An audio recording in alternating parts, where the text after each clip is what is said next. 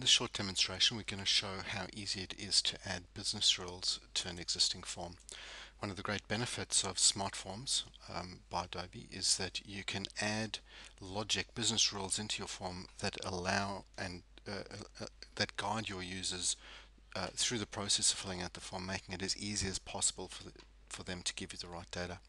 We're going to look at one simple example. Really what we want to do here is only when the title drop down is equal to the value other do we want the other field to be visible. This is a very common type of logic called hide show logic. We're going to double click on the other field, click on the rules tab, and instead of saying that this other field is always visible, we're going to select it to be rule based.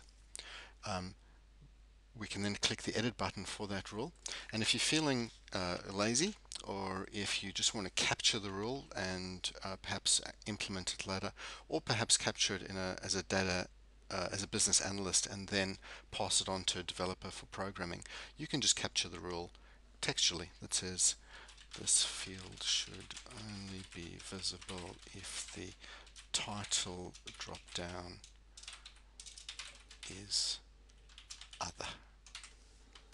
But let's go ahead and actually implement the rule. It's very straightforward. So we'll select the particular field that this one depends on, which is the title field, and we'll say that this other field is only visible if the other field, if the title field is equal to other. I can add other terms and other conditions to this, but for the moment that's all I need, and I'm done. Let's quickly flick to the generated form and make sure that it behaves as we intended it to. So if we select Mr., Mrs. or Miss, everything is as normal. If we select other, then the other field applies and we can enter in whatever we'd like in that field. We do have an option to make things a little more sophisticated if we wanted to go down that path. Again, going back into the properties dialog, into the rules section, I can select script-based rules, and this gives us a little more power, but still a lot easier to handle than coding this all in JavaScript, although what you really are typing in here is JavaScript. So same field again for the same rule.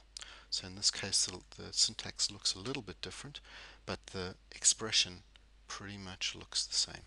I have to know a few things, like strings need to be enclosed in double quotes, but that is the same expression in JavaScript, although obviously once you're into JavaScript you can have much more complex conditional logic. You can call functions and do other types of operations that go beyond what you can do in the simple rules-based editor.